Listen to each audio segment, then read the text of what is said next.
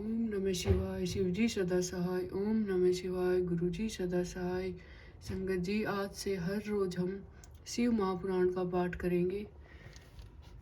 जो संगत शिव महापुराण पढ़ नहीं सकती वो टाइम निकाल कर शिव महापुराण जरूर सुने। शुरू करते हैं। पहला अध्याय, तीर्थराज में मुनियों का विराट सम्मेलन। श्री व्यास जी कहते हैं, एक समय श्री गंगा और कालिंदी के संगम महाक्षेत्र परम पावन प्रयाग में जब मुनियों ने अपना एक विराट सम्मेलन किया, तब महर्षि व्यास शिष्य परम पौराणिक सुत जी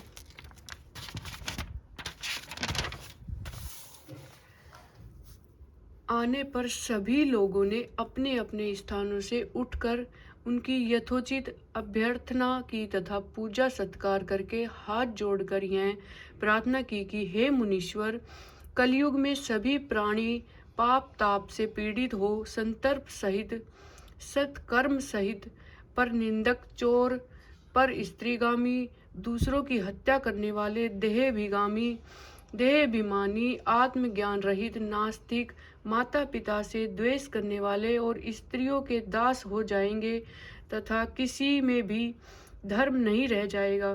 ब्राह्मण, लोभी, वेद को बेचकर जीविका करने वाले, धन के इच्छुक और मद से मोहित, अपनी जाति के कर्मों को छोड़ त्रिकाल संध्या न करने वाले, ब्रह्म ज्ञान से रहित, दयाहीन, आचार और व्रत का लोप करने वाले, कृषक, क्रूर और मलिन स्वभाव के हो जाएंगे। क्षत्रिय भी धर्म के विपरीत कुसंगी और पाप परायण होंगे। रण से कायरता, धर्म से विमुखता, चोरी, नीचता और दासता ही मानो उनका धर्म हो जाएगा। भोगों की लिप्सा और कामिनियों की दासता उनके जीवन का मुख्य ध्येय होगा तथा गौ सेवा और शरणागत की रक्षा से वे विरत हो जाएंगे। प्रजापालन से दूर और जीव हिंसा में उनकी बड़ी रुचि हो जाएगी। इस प्रकार वैश्य भी संस्कारहीन, अपने धर्म से रहित, कुमार्गी और जैसे भी हो डंडी मारकर केवल धन कमाना ही अपना मुख्य धर्म समझेंगे और वे भी किसी अन्य की ओर कदापि ध्यान नहीं देंगे। वे गुरु, देवता और ब्राह्मणों से रहित, कामी, मलिन, आश्य वाले, मोहाच्छत और परम लोभी होंगे। ऐसे ही शूद्र भी अपने धर्म को छोड़ तिलक छाप लगाकर ब्राह्मणों का सा आचार करने वाले, नकली तपस्वी, ब्राह्मणों के तेजहर्ता, शालिग्राम आदि पाषाण पूजन, होम करता, कुटिल, ब्राह्मणों के निंदक, धनवान, कुकर्मी, विद्वान, विवादी, धर्मलोपन, राजाकृत, दम्भी, महाभिमानी, क्रूर, वर्ण धर्म के नाशक, सर्व वर्णों से उच्च और दुष्कर्मी हो जाएंगे। इसी प्रकार स्त्रियों में भी धर्म का ह्रास हो जाएगा और वे तपोगुण से युक्त, जारवासी, पति से विमुखी, माता पिता की भक्ति से रहित, दुराशय युक्त और नित्य रुंगणा रहा करेगी तथा ऐसी नष्ट बुद्धि संतानों की लोक परलोक में क्या दशा होगी तथा वे किस उपाय से सद्गति को प्राप्त होंगे। हे सुत जी, इस सम्मेलन में आप इस पर प्रकाश डालिए, क्योंकि हम लोगों को इसी बात की बड़ी चिंता है कि जगत की आगे क्या दुर्दशा होगी। परोपकार से बढ़कर दूसरा धर्म नहीं, अतः इसके लिए जो सर्व सिद्धांतों से मान्य हो ऐसी कोई सरल युक्ति आप बताने की कृपा कीजिए। व्यास जी कहते हैं कि मुनियों की ऐसी बात सुनकर परम पौराणिक सुत जी अपने मन में भगवान शंकर का ध्यान करते हुए बोले। दूसरा अध्याय। सुत जी बोले, हे मुनीश्वरों, यह आपने त्रिलोक हितकारी बड़ा अच्छा प्रश्न किया है। मैं आप लोगों की ऐसी रुचि देखकर श्री गुरु जी का स्मरण कर जो कहता हूँ उसे आदर सहित सुनिए। कली के पापों का नाश करने वाला परमार्थदायक शिव पुराण नामक ग्रंथ सब ग्रंथों से उत्तम और वेदांत सार का भी सर्वस्व है, जिसके पढ़ने सुनने से मनुष्य सर्वोत्तम शिव गति को प्राप्त होता है।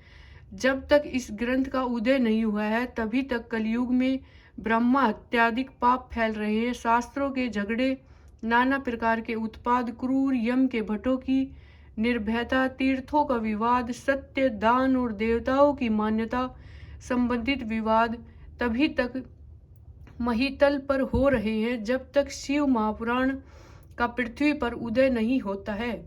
जब यह प्रत्यक्ष हो जाएगा तब शास्त्रों के परस्पर झगड़े आदि सभी इसकी गर्जना से समाप्त हो जाएंगे, क्योंकि भगवान वेदव्यास के कहे हुए इस पुराण का बहुत महत्व है। इसके कीर्तन और श्रवण से जो फल प्राप्त होता है वह सबका सब तो मैं नहीं कह सकता, किंतु उसका कुछ महात्म्य मैं आप लोगों से कहता हूँ। ध्यान देकर सुनिए। इसमें मैं अपनी ओर से कुछ नहीं कहूँगा, जो व्यास जी ने कहा है वही कहूँगा। व्यास जी ने कहा, यदि शिव महापुराण का एक या आधा श्लोक भी कोई पढ़ेगा तो वह पाप से छूट जाएगा, और यदि सावधानी से संपूर्ण पढ़े तो जीवन मुक्त हो जावे, और इसके अनुसार आचरण करे तो एक एक दिन में एक एक अश्वमेघ का फल पावेगा। यदि कोई दूसरे भी श्री शिव महापुराण की पूजा कर दे तो वह सब देवताओं की पूजा के समान फल प्राप्त करे, इसमें कोई संदेह नहीं है, क्योंकि शिव संहिता नामक इस सुधा को स्वयं श्री शिव भगवान ने उपनिषद रूपी समुद्र को मत कर उसमें से निकाला है। अतः जो इसको पान करेगा वह निश्चय ही अमर हो जाएगा। यदि कोई एक मास इसे पढ़े तो ब्रह्मा अत्याधिक पापों से भी वह मुक्त हो जाएगा, और शिवालय में या विल्व के वन में जो इस संहिता का पढ़ेगा वह अद्भुत फल का लाभ करेगा। जो श्री भैरव जी की मूर्ति के सामने इसका 3 बार पाठ करता है उसके सभी मनोरथ पूर्ण होते हैं। यदि चतुर्थी के दिन निराहार रह बिलव के मूल में बैठकर इसे पढ़े तो शिव जी की पूजा के समान और उसकी देवता भी पूजा करते हैं। इसमें शिव जी के दिए हुए अर्थ, धर्म, काम और मोक्ष चारों पदार्थों का विवेचन और उनकी प्राप्ति के उपाय तथा शिव जी की लीला और विज्ञान सब कुछ निहित है। अतएव यह सब प्रकार से आदरणीय है। वेद और श्री ब्रह्मा जी की सम्मति के अनुसार श्री शिव जी ने ही पहले इस शिव महापुराण की रचना की, जिसमें विद्येश्वर संहिता, रुद्र संहिता, विनायक संहिता, उमा संहिता, मात्र संहिता, एकादश रुद्र संहिता, कैलाश संहिता, सतरुद्र संहिता, कोटि रुद्र संहिता, शस्त्र कोटि रुद्र संहिता, वायवीय संहिता और धर्म संहिता, इतनी संहिताएं इस पुराण में सम्मिलित है। ये सभी पुण्यतर है। इनमें विद्येश्वर, रुद्र, विनायक ये तीनों संहिताएं 10-10 हजार तथा उमा और मात्र ये दोनों 8-8 हजार और एकादश रुद्र संहिता 13,000, कैलाश संहिता 6,000, सतरुद्र 3,000, कोटि रुद्र 9,000, शस्त्र कोटि रुद्र 11,000, वायवीय संहिता 10,000 और धर्म संहिता 12,000। कुल 1,00,000 श्लोकों का यह शिव पुराण है, परंतु इसे शिवजी ने अब केवल 24,000 का ही सबके लिए रख दिया है और पुराणों में यह चौथा पुराण कहा जाता है, परंतु अब इसमें 7 संहिताएं ही प्रधान है। अन्यथा सृष्टि के आरंभ में शिवजी ने इसे 100 करोड़ श्लोकों में कहा था। अब यह 24,000 संख्याओं वाला शिव पुराण केवल इन 7 संहिताओं में ही शेष रह गया है, यथा विद्येश्वर संहिता, रुद्र संहिता, सतरुद्र संहिता, श्री कोटि रुद्र संहिता, श्री उमा संहिता, श्री कैलाश संहिता और वायवीय संहिता। जो इन सप्त संहिता युक्त शिव महापुराण को आदर सहित पूरा पढ़ेगा वह जीवन मुक्त हो जाएगा। यह सब पुराणों का तिलक और सब जीवों का कल्याण दाता है। इसमें वेदांत और विज्ञान सब कुछ पूर्ण रूप से निहित है। इसे परमादर से पढ़ने वाला शंभु प्रिय को परम गति का लाभ करता है। तीसरा अध्याय, मुनियों को ब्रह्मा जी का उपदेश। श्री व्यास जी बोले, सूत जी के ऐसा कहने पर उन समस्त ऋषियों ने कहा, हे महामुनि सूत जी, यदि आप हमें अद्भुत वेदांत सार शिव महापुराण सुनाते हो तो बड़ी कृपा होती। मुनियों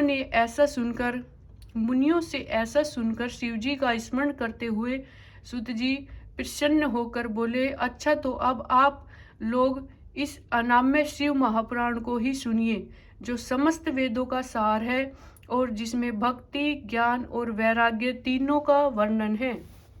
हे ऋषियों, पूर्व समय में जब पुनः पुनः कल्पों का क्षय होता गया और उसके पश्चात जब इस कल्प का प्रादुर्भाव हुआ, तब सृष्टि संबंधित कार्यों के आरंभ होने पर षटकुलीन अर्थात 6 कर्मों के करने वाले उत्तम कुल के मुनियों में यह मतभेद उत्पन्न हो गया कि यह सबसे पर है या नहीं। तब इसके निर्णय के लिए वे लोग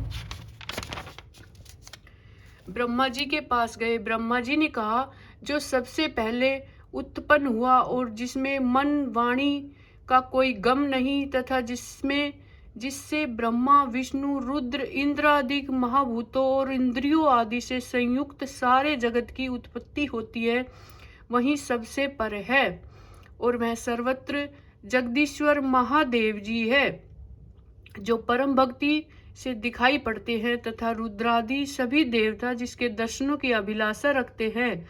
अधिक क्या कहूँ, शिव जी की भक्ति से संसार का जाल कट जाता है, उसके प्रसाद से भक्ति और भक्ति से ही उसके प्रसाद की प्राप्ति होती है। जैसे बीज से अंकुर और अंकुर से बीज की उत्पत्ति होती है। अतः हे ब्राह्मणों, आप लोग महादेव जी का प्रसाद पाने के लिए 1000 वर्ष का दीर्घ यज्ञ कीजिए, जिसमें शिव जी की कृपा से आपको साध्य और साधन का ज्ञान होगा। इस पर मुनियों ने पूछा, हे सुत जी, यह साध्य और साधन क्या है? ब्रह्मा जी ने कहा, साध्य शिव पद है और साधन उसकी सेवा करना है, परंतु इसके लिए साधक को सर्वथा ही निष्प्रह होना चाहिए। जब इस प्रकार वेद विधि से भगवान शिव की आराधना होती है, तब परमेश पद की प्राप्ति हो जाती है और जो जैसा करता है उसे वैसा फल प्राप्त होता है।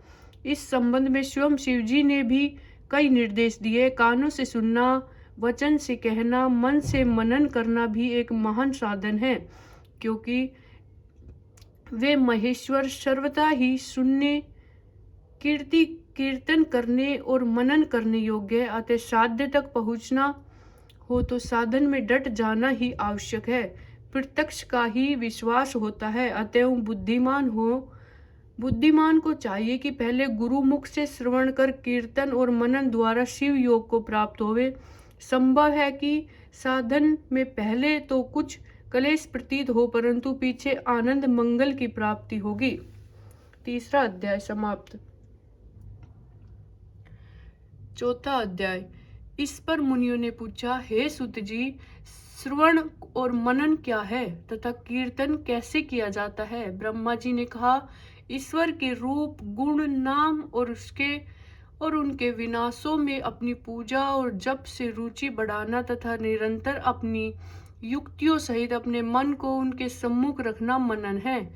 और श्री पर ब्रह्मा, महादेव जी अथवा शंभु भगवान के नाम का बारंबार जप करना कीर्तन है तथा दृढ़ हो भगवत संबंधित संबंधों को कानों से सुनना और इसे चित्त में स्थिर करना श्रवण है।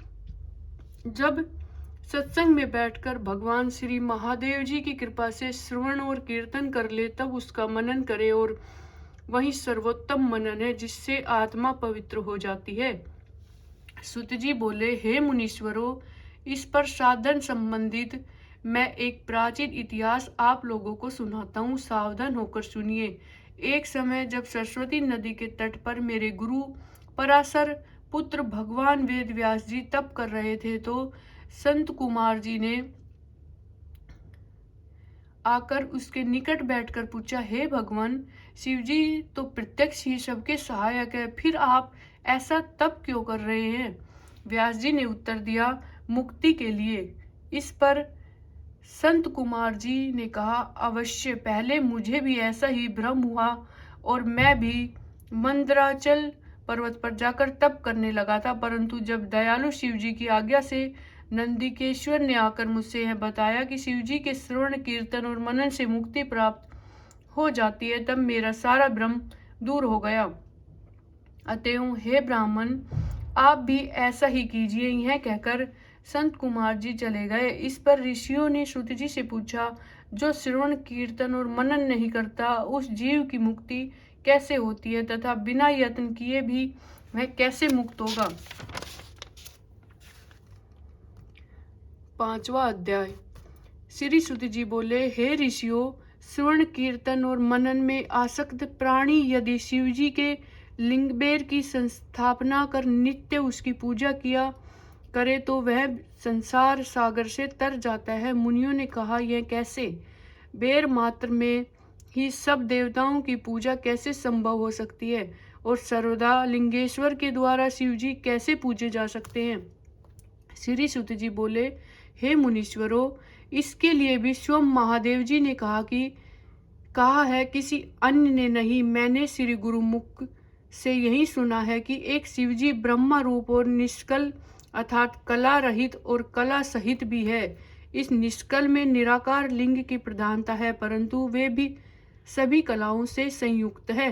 इसलिए शिव का साकार बेर स्वरूप भी हो जाता है और इस साकार और निराकार से ही शिवजी ब्रह्मा सनग भी हो जाते हैं। इसी से लोग उसके दोनों स्वरूपों की पूजा करते हैं। अन्य देवों में यह तत्व नहीं है। यही कारण है कि वे निष्कल लिंग रूप से पूजित नहीं होते। ब्रह्मा पदवी तो केवल शंकर जी को ही प्राप्त है। इस वेदांत सार ओम प्रणव के लिए भी संत कुमार जी ने मंदाचल पर्वत पर श्री नंदिकेश्वर जी से प्रश्न किया था, जिस पर नंदिकेश्वर ने यह स्पष्ट कहा था कि एकाकी शिवजी ही इस प्रकार पूजनीय है। कला पूर्ण भगवान शिव का बेर पूजन लोक सम्मत है और वेद ने जिसकी आज्ञा दी है। इस पर जब संत कुमार जी